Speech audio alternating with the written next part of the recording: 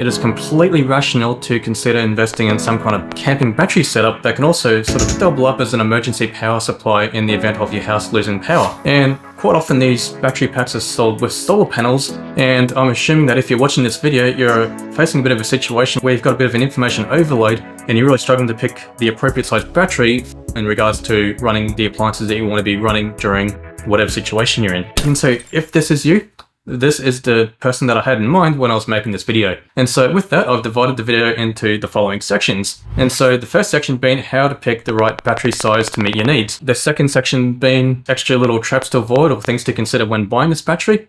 And the third section of this video, I'm going to be talking about how you can compare these batteries as apples to apples instead of apples to oranges in regards to comparing lithium-ion batteries for pretty much everything. And so first up, let's get to part one. How do you know what is an appropriate size battery pack to meet your needs? So there's pretty much only 2 bits of data that is really important in the sea of information that all the marketing is going to give you. The 2 things that you really need to get your head around is watts and watt hours. And so to really overly simplify what a watt is, a watt is basically how much energy is flowing through a wire at a given time, whether it be to run an appliance or to go into a battery or whatever. And a watt hour is basically how much total energy has been used in a given situation. For example, how much energy can fit inside of a battery, or how much total energy a washing machine uses for running a cycle, just things like that. And so, as an example, let's take this 7-watt light bulb.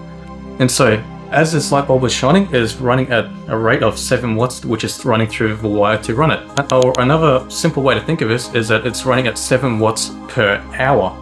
And so, if you were to run this for exactly 1 hour, it would have consumed 7 watt hours. And naturally, if you were to run it for 2 hours, it would have consumed 14 watt hours, or if you ran it for half an hour, it'd be 3.5 watt hours. Now let's talk about some real world appliances that will be demanding your electricity from your battery. And so as you can see right here, I've got a table and it basically talks about how many watts they consume. A bit in the side here, which talks about how much total watt hours they would have used in a given situation. Now note that this is assuming that the appliance is running at full power for 12 hours. And so in reality, if you were to use things like say an air conditioner or a fridge, it may not be quite as energy intense as what this table is showing here. This is pretty much showing the worst case scenario. So just to explain what I mean here, if you're running a camping fridge outside and you want the temperature set at 3 degrees, but meanwhile the temperature outside the fridge is 5 degrees, well then this fridge is not going to have to be working that hard. But if the outside temperature is 40 degrees, well then the camping fridge is going to be working much harder and sucking a lot more watts. And also the numbers are going to differ from brands to brands and models to models here, but this just gives you a bit of a rough guide. Alrighty, so now I'll just temporarily take down that table and then bring up the battery table. Just take a note of the watts capacity and also the watt hours for what the battery can actually store. You're probably thinking right now that appliances, say like a kettle or a powerful air conditioner, that would overload the watts for what the battery can handle before it triggers its safety mechanisms, even though the battery has the appropriate amount of watt hours to be able to run that appliance for a short amount of time. And so that is why it's important not to get too fixated on the watt hours. Looking at the watts as well is pretty important for that exact reason. And also just for fun here, just so you could get a bit of an idea for size and scale, I'll throw in the size of the battery packs that are in some of the more popular electric vehicles. So I personally drive a Mitsubishi Outlander plug-in hybrid, and so it has a 20,000 watt hour battery.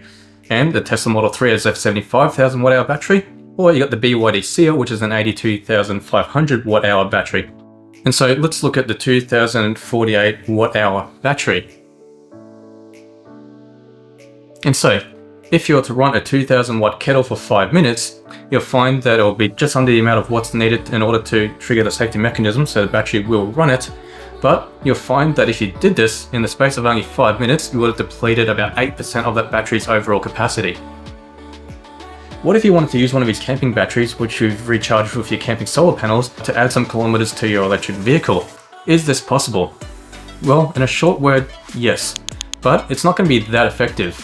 From a Mitsubishi Outlander, for example, being a 20 kilowatt hour battery, or 20,000, and these camping batteries being 2,000, but you'll find that after depleting this little battery here, it would have added approximately about 7 kilometers to the range of my car. And so it's better than nothing, and it's kind of handy if you're in a bad situation, but it's not something that you want to be doing every day. And so hopefully this is all making sense. And so now I'll move on to part 2 of this video, and that being 2 extra things to consider.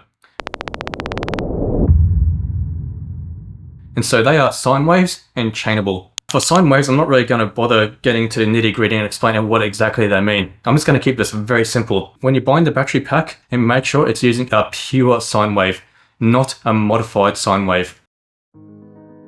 A modified sine wave could be fine for running things that are simple, say like a light bulb or a fan. But if whatever you're running has any type of computer chip in it, you want to make sure it's a pure wave and not a modified wave. To explain the details and the physics behind all that would take way too much time and it's unnecessary information. Just remember, pure sine wave, not modified. And the other thing to consider too is if you want your battery to be chainable.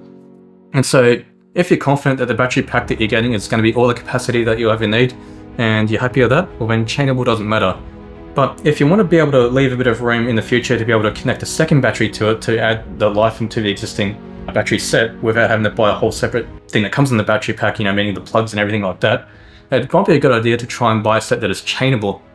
And so what chainable basically means is that you can have your original battery with all the plugs and inverters and everything that's built into here, but then you can buy a second battery later on without having to buy all the little outside bits. You can just directly plug it into that battery and it just doubles its life, or triples, or whatever you end up doing. And if it's not chainable, it's not the end of the world. You could just have 2 separate battery packs and that's that, but it's just a bit of a convenience option for the future if you're thinking that way.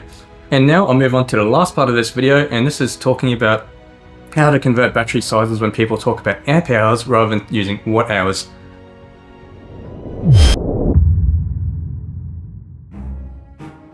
And so for the majority of the time that you're looking at how much power something uses, people generally talk about watts and watt hours.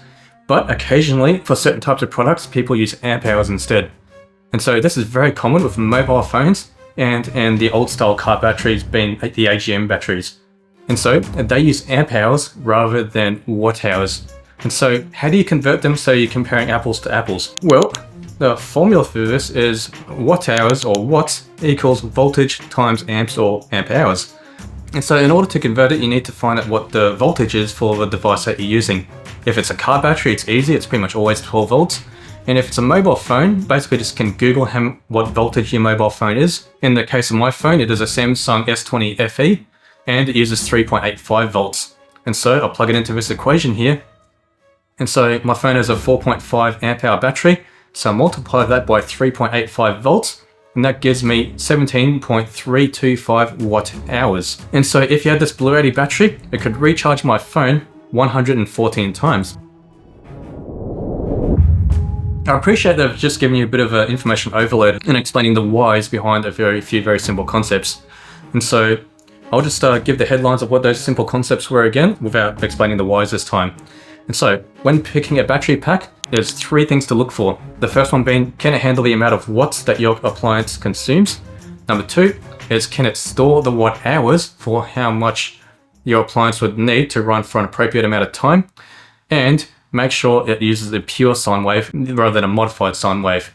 And so hopefully this really helps you as far as picking out a battery. And for anyone else that's been in this situation and you found a bit of good, useful information, can you please mention it in the comments? Because just like yourself, I'm on a learning journey about this as well. And the more that we can learn from each other, the better. As per usual, thanks for watching, and see you next time, in which case I'll be talking about solar panels. Thanks, guys.